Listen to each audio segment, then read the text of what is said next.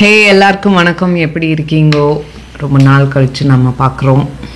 எல்லோரும் சௌக்கியமாக இருக்கீங்களா? இன்றைக்கி நம்ம பழைய வீடியோஸ் எல்லாம் என்ஜாய் பண்ணியிருப்பீங்கன்னு நாம் நினைக்கிறோம். நம்ம இன்றைக்கி ஒரு புது வீடியோவாக வந்திருக்கோம். மட்ட ஊர்கா சேனல். ஆமாம், வீடியோ போட்டிருக்காங்க.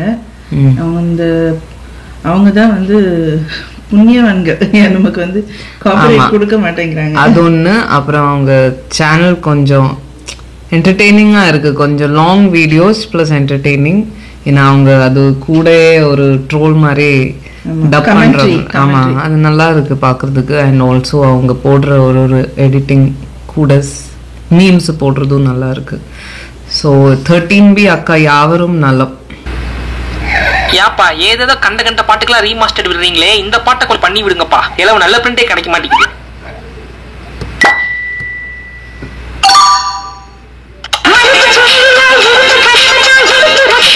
நான் சொன்னது யாருக்கு கேட்டுச்சே இல்லையோ, பிரமித் காரன் கேட்டுருச்சு. போட்டாம்பாரு ரீமாஸ்டர்ட் வெர்ஷன்.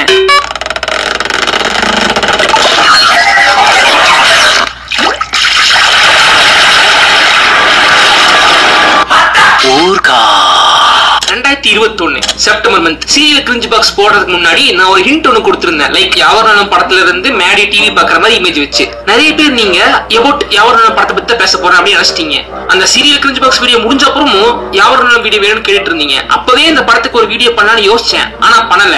அதனால லாங் டியூ வீடியோவை இன்னைக்கு பண்ணிருக்கேன். 4 வருஷத்துக்கு முன்னாடி கேட்ட வீடியோக்கு இந்த வருஷம் பதில் வீடியோவா? யாவரணம் directed by Vikram K Kumar.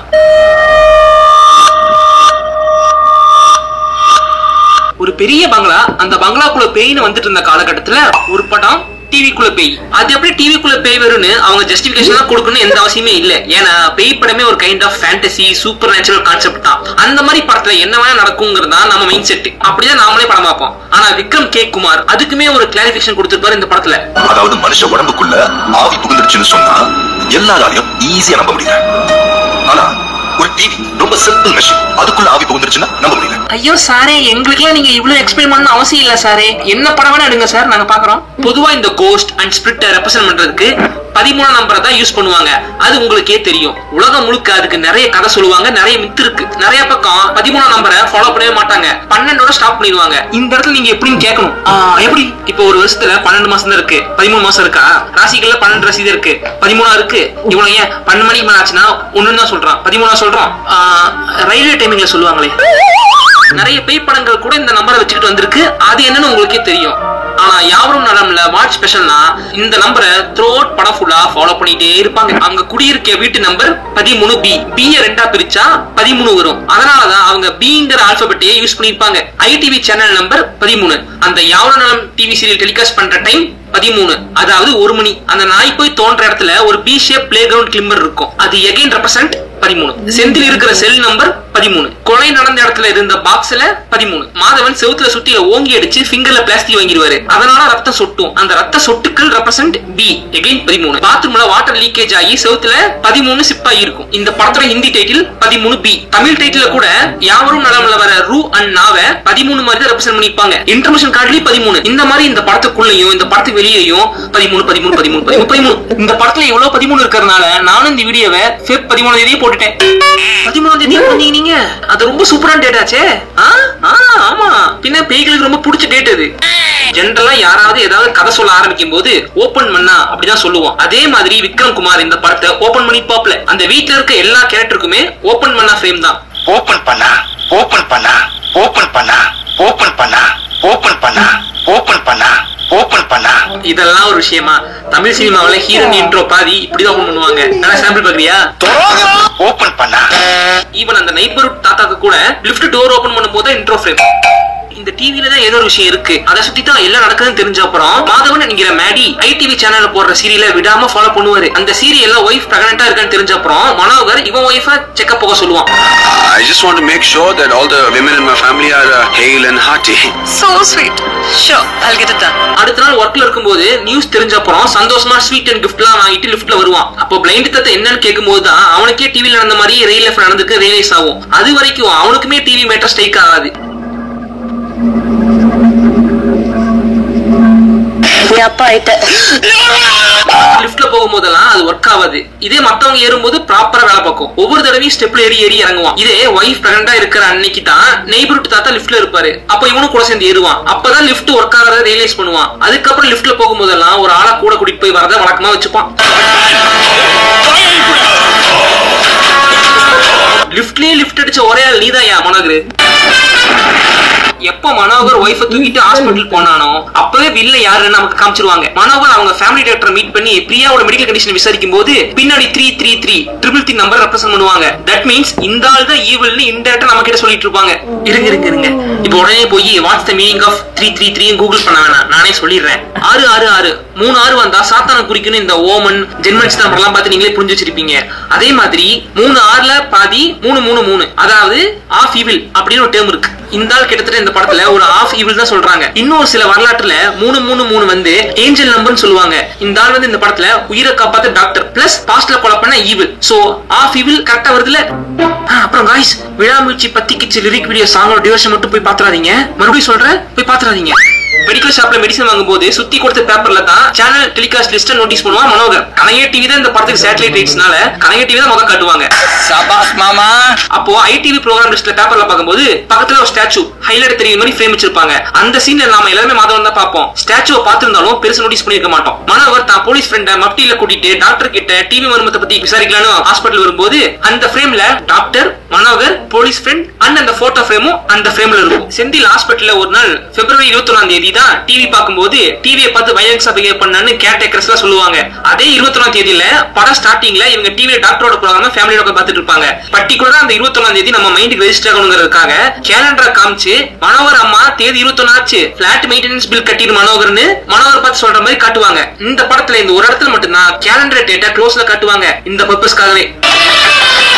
அந்த பிசிய பிளே கிரவுண்ட் கிளிம்மர் செகண்ட் ஹாஃப்ல நாய் தோன்றப்ப மட்டும் நமக்கு ஃபர்ஸ்ட் அது காட்டியிருக்க மாட்டாங்க. அதுக்கு முன்னாடியே படம் ஆரம்பிச்சப்பவே மனோகர் ஆபீஸ் கிளம்பும்போது நமக்கு இன்ட்ரோடியூஸ் பண்ணி வச்சிருவாங்க. டிவில மட்டும் அந்த ஃபேமிலி மனோகர் கூட கம்யூனிகேட் பண்ற மாதிரி காமிச்சிருக்க மாட்டாங்க. போன் மூலமாவும் முடிஞ்ச அளவுக்கு கம்யூனிகேட் பண்ணுவாங்க. மத்தவங்கள போட்டோ எடுக்கும்போது ஒன்னும் ஆகாது. மனோகர் போட்டோ எடுக்கும்போது மட்டும் கொலாப்ஸ் ஆகிருக்கும். யாரும் நிலம் சொன்னதும் இந்த சீன் தான் ஆல்மோஸ்ட் எல்லாருமே மைண்டுக்கு வரும். ஏன்னா இந்த சீன் மட்டும் தான் டிவில போட்டு காமிச்சிட்டு இருப்போம். அப்போ நானும் இந்த சீனை பார்த்துட்டு எங்க வீட்டுல இந்த சின்ன சாம்சங் மொபைல்ல நிலவுக்கு அந்த சீன் நின்று ஒரு போட்டோ, நிலவுக்கு இந்த சீன் ஒரு போட்டோ எடுத்து விளையாண்டு இருப்பேன். அதெல்லாம் ஒரு காலம். டிவி சீரியல விடாம ஃபாலோ பண்றதுக்காக டெய்லி லஞ்சுக்கு வீட்டுக்கு வந்துருவோம் மனோகர். ஏன் மனோகர் 1 மணி ஆக போதான். என்னாது மணி 1 ஆயிருச்சா?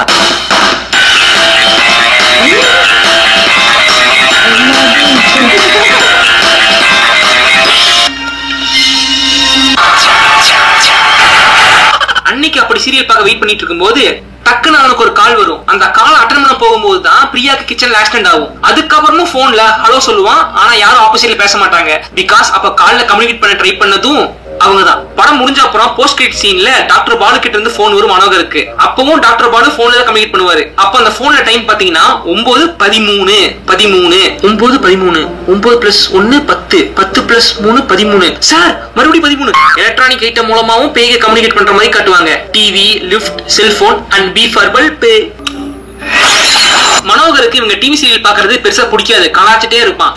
அத்தை நம்ம சீரியல் பாக்குறத கிண்டல் பண்றாராம். அன்னைக்கு மனோகர் வீட்டுக்கு வந்திருக்கானே இவங்க சீரியல் பார்க்காம ஸ்கிப் பண்ணிட்டு சமைச்சிட்டு இருப்பாங்க. மனோகர் வேணுட்டே அவங்க டீஸ் பண்ணி டிவி ஆன் பண்ணி வைப்பான். பிரியாக்கு ஆக்சிடென்ட் ஆகும்போது கரெக்டா டைம் 1:20. பிரியாவை தூக்கிட்டு ஹாஸ்பிட்டல் போகும்போது சீரியல் முடியும் 1:30. இந்த மாதிரி அந்த டைம் ஃபேக்டரையும் கரெக்டா டீல் பண்ணிருப்பாங்க சார். அடுத்த நாள் கட் பண்ணா ஹாஸ்பிட்டல்ல வால் கிளாக்ல டைம் 12:26. ஒரு நாள் ஆயிருச்சு. அடுத்த நாள் சீரியல் டைம் வரப்போகுதுன்னு மனோகர் ரியலைஸ் பண்றதுக்கு முன்னாடியே நமக்கு கட்டிட்டு இருப்பாங்க. இப்ப வீட்டுக்கு அவசரமா ஓடி போய் நேத்து தொடரும் விட்ட இடத்துல சீரியல் பார்ப்பான். Monday to Friday telecast serial தான் இந்த யாவரும் நலம். வீக் டே சீரியல்னால ஃப்ரைடே எபிசோட் மட்டும் ரீகேப் போடுவான். அந்த வாரம் நடந்ததெல்லாம் சேர்த்தி மத்த நாள் ரீகேப் போட மாட்டான். முன்னத்த நாள் நைட் அடிபட்டனால அவனுக்கு மேரேஜ் ஃபங்க்ஷன் போக இன்ட்ரெஸ்ட் இருக்காது. அதனால அன்னைக்கு ஃப்ரைடே வீட்ல இருப்பான். அதனால போர் அடிக்கிற டிவி போடுவான். அதனால அந்த ரீகேப்ப பாப்பான். அதனால அவனுக்கு மட்டும் இந்த டிவி கனெக்ஷன் கரெக்டா புரியும். அதனால அந்த ஆல்பத்துல 13ஆம் தேதி ஃப்ரைடேவா இருக்கும். அதே ஃப்ரைடே அன்னைக்கு தான் அவன் கண்ணுக்கு இது மாட்டும். படத்துல நீங்க ஒரு லாஜிக் கேட்கலாம். அந்த வீட்டுல எல்லாரும் இருக்காங்க. அந்த 3 பேர் விடாம சீரியல் பாக்குறாங்க. ஆனா இவனுக்கு மட்டும் தான் இந்த கனெக்ஷன் புரியுதான்னு. மத்தவங்க ஸ்ட்ரைக் ஆகலைன்னு கேட்கலாம். மத்தவங்க இந்த சீரியல் மாதிரி மட்டும் தான் பாப்பாங்க. முக்கியமான சீன்ஸ் வரும்போதெல்லாம் அதை மிஸ் பண்ணிருப்பாங்க. முக்கியமா ரீகேப் எபிசோட கரெக்டா மிஸ் பண்ணிடுவாங்க. ஹாஸ்பிட்டல் இருந்தனாலயும் அவங்க இந்த கனெக்ஷன் எபிசோட மிஸ் பண்ணிருப்பாங்க. 2 நாளா சீரியல் பார்க்காம என்ன நடந்துச்சுன்னு தெரியல. ஒரு வழியா பிரெக்னன்ட் ஆயிட்டா. இந்த படத்துல நான் சின்னதா ஒரு கண்டினியூட்டி மிஸ்டேக் நோட் பண்ணேன். மனோகரும் அவன் ஃப்ரெண்டும் டாக்டரை டியூஸ்டே மீட் பண்ண போவாங்க. டாக்டர் டேபிள்ல டியூஸ்டேன்னு கேலண்டர் இருக்கும். அன்னைக்கு அந்த ஆல்பத்தை லீடா வச்சுக்கிட்டு லைப்ரரி போவாங்க, வக்கீல பார்க்க போவாங்க, மென்டல் ஹாஸ்பிட்டல் போவாங்க. பிரியாக்கு கால் பண்ணி இன்னைக்கு சீரியல் என்னாச்சுன்னு கேட்டப்போ தொடர்ந்து போட்டுட்டான், இன்னைக்கு வெள்ளிக்கிழமை, இனி அடுத்த எபிசோட் பார்க்கணும்னா மண்டே தான் பார்க்கணும்னு சொல்லுவா. யாரும் இதை கண்டுபிடிக்க மாட்டாங்கன்னு நினைச்சீங்க, கண்டுபிடிச்சிட்டல. ஃப்ரைடே அன்னைக்கு ஆரம்பிச்ச சம்பவம் ஃப்ரைடே அன்னைக்கே முடியுமா நினைச்சு வச்ச மேட்டர் இது. ஆனா மண்டபம் இந்த கொண்ட மறந்து போய் என்னைக்குமே இல்லாம அன்னைக்கு நைட்டு திடீர்னு மனோகருக்காக சீரியல் டிவில ஓடும். அப்போ நைட் 13, அதாவது நைட் 1 மணியா தான் இருக்கும். எப்பவுமே மதியானம் 1 மணிக்கு தானே வருவேன். இப்ப நைட் 1 மணிக்கு வந்திருக்க, போய் நாளைக்கு வா. பால் காய்ச்சும் போது டெய்லி பால் கெட்டு போயிட்டே இருக்கும். ஒரு நிமிஷம் அண்ணே, ஒரு நிமிஷம். பிரியா, ஏன் டீ ஒரு மாதிரியா இருக்கு? பாக்கெட் பால் இன்னைக்கும் தெரிஞ்சு போச்சு. அண்ணே அண்ணே, என்ன மறுபடியும் பவுடர் மில்க்? பால் கெட்டு போச்சு. பால் தெரிஞ்சு போய் உயிரை வாங்குது. வீட்டுல சாமி படத்தை மாட்டவே முடியாது. மனோகரே ட்ரை பண்ணும்போது கூட பேக் ஃபயர் ஆயிரும். அப்ப கூட அவங்க அம்மா பிஸியா கால் பேசிட்டு இருப்பாங்க. உனக்கு லேட்டா வந்து சாப்பிட்டு தூங்க வேண்டியதானே? ஒண்ணும் இல்ல. போன் பேசும்போது எல்லாமே ஒரே மாதிரி தான் போல. தாத்தாவோட டாக் வீட்டுக்குள்ள வராது, பயந்து போய். ஏன்னா அது ஏதோ ஒண்ணு இருக்குன்னு சென்ஸ் பண்ணிரும். கடைசியில படமெல்லாம் முடிஞ்ச அப்புறம் அந்த நாய் வீட்டுக்குள்ள இவங்க கூட உட்காந்து சாப்பிட்டு இருக்கும். பேய் போயிருச்சு, அதனால நார்மல் ஆயிடுச்சு காட்டுறதுக்காக. பேய் போயிருச்சா? இனிமே வீட்டுக்குள்ள நல்ல நோட்டீஸ் பண்ணீங்கன்னா இந்த ஃப்ரேம்ல அந்த நாய் மட்டும் தான் இருக்கும். தாத்தா இருக்க மாட்டாரு. எஸ் பாஸ், பாட்டுக்கு லீட் வச்சிருக்காங்க. மனோகர் அவன் ரூம்ல ஒரு டார்க் பியர் போட்டோ வச்சிருப்பான். ஒவ்வொரு டைம் ஏதாவது நடக்கும்போது அந்த டார்க் பியர் போட்டோ காமிச்சிட்டே இருப்பாங்க. எல்லாம் சரியாயி படம் முடிஞ்ச அப்புறம் அந்த டார்க் பியர் போட்டோ அந்த இடத்துல இருக்காது. அதை கழட்டிட்டு கலர்ஃபுல்லான ஒரு போட்டோ மாட்டி வச்சிருப்பாங்க. கடைசியா ஒரு சில்லியான டீடைலிங். படத்தோட டைட்டில் கடுக்க அவங்க டிவி மேனுஃபேக்சரிங் கிளிப்ஸ் யூஸ் பண்ணிருப்பாங்க.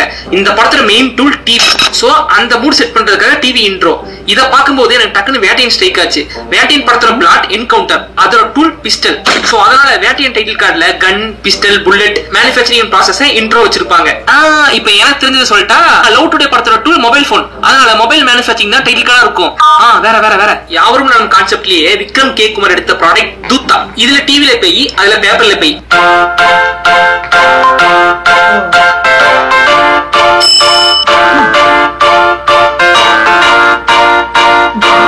யாவரும் நல்லா ரிலீஸ் ஆன அதே வருஷம் தான் இதே மாதிரி இன்னொரு கோட்டட் பேய் படம் வந்துச்சு.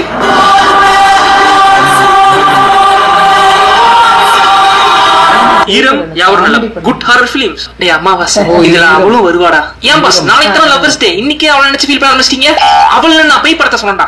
யாவரும் நலம் வந்து பைலாங்குவல் மூவி, தமிழ் அண்ட் ஹிந்தில எடுத்தாங்க. தமிழ் ஹிந்தின்னு அதுக்கேத்த மாதிரி ஆர்டிஸ்ட மாத்தி எடுத்தாங்க. அதனாலயே படத்துல நிறைய அந்நிய முகங்கள் உங்க கண்ணுக்கு தெரியும்.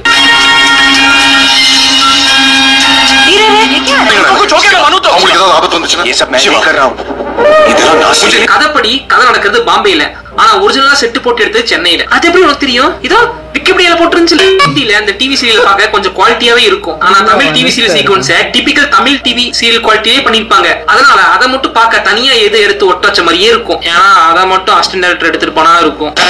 இதுல நீத்த சந்திராவை பார்க்கும்போது முதல்ல நமக்கு யாருன்னே தெரியாது. தீராதி விளையாட்டு பிள்ளை படம் பார்த்த அப்புறம் தான் அவங்களோட அருமை என்னன்னு தெரிஞ்சிச்சு. யாவரும் படத்தை பத்தி பேசிட்டு டிஓபி அண்ட் பேக்ரவுண்ட் ஸ்கோர் பத்தி பேசலாம் நல்லா இருக்காது. பேய் படத்துக்கு ஒரு சில டிஓபி டெக்னிக்ஸ் இருக்கும். நார்மலா வைக்கிற ஷாட்ஸை விட நிறைய ஹோம்வொர்க் பண்ணி வைப்பாங்க. இதுல பிசிசிஎம் வச்ச ஷாட்ஸ் எல்லாம் சூப்பர், அமேசிங், மார்வெல்ஸ், எக்ஸ்ட்ரானரி. இவங்க இந்த படத்துக்கு செட் பண்ண கலர் டோன் தமிழ் சினிமாவுக்கு அந்த டைம் ரொம்ப புதுசு. இந்த கலர் டோன் தான் இன்னும் வரை நீங்க இந்த படத்தை பார்க்கும்போது அவுட் ஆக்காம வச்சிருக்க முக்கிய காரணம். யாவரும் நலம் சொன்னா எப்படி ஃபர்ஸ்ட் அந்த போன் சீன் ஞாபகம் வருமோ, அதுக்கப்புறம் ஞாபகம் வருது இந்த பிஜிஎம் தான்.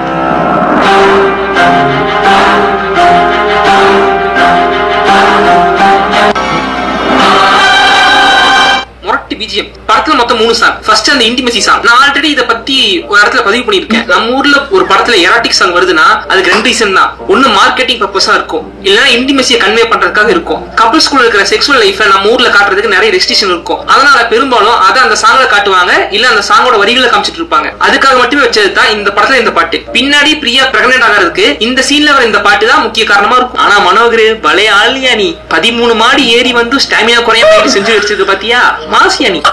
கடைசியில வேற என்ன செக்ஸி ப்ரமோஷன் சாங். ஹிந்தில படம் முடிஞ்ச அப்புறம் எப்பவுமே போஸ்ட் ரிலீஸ் சாங் வைக்கிறது ஒரு கல்ச்சர். அப்படி வைக்கிற அந்த சாங் தான் டிவில கொடுத்து அடிக்கடி டெலிகாஸ்ட் பண்ணி மார்க்கெட்டிங் பண்ணுவாங்க. அதுக்காக எடுத்த ஒரு ஹாட் சாங் தான் இது. இந்த பாட்டை எஸ்எஸ் மியூசிக்ல அடிக்கடி அப்ப போடுவான். அப்போ இந்த பாட்டுல ரச்சனா மௌரியா பார்க்கும் போதெல்லாம் எனக்குள்ள ஒரு உணர்ச்சி ஏற்படும். அதுக்கு என்ன மீனிங்னு அப்ப புரியல, அதுக்கப்புறம் தான் புரிஞ்சுச்சு. சின்ன வயசுல செக்ஸிங்கிற வார்த்தையே நான் கெட்ட வார்த்தை நினைச்சிட்டு இருந்த தம்பி நான்.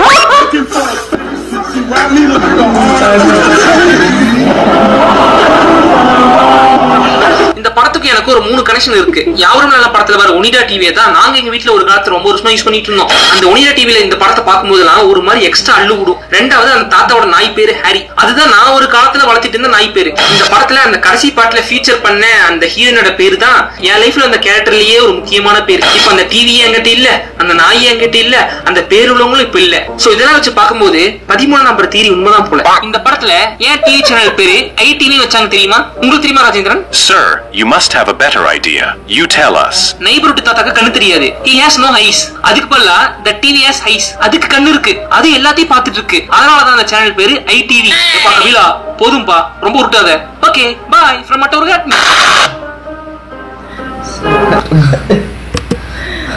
நல்ல ரிசர்ச் இல்லையா? நல்ல ரிசர்ச்.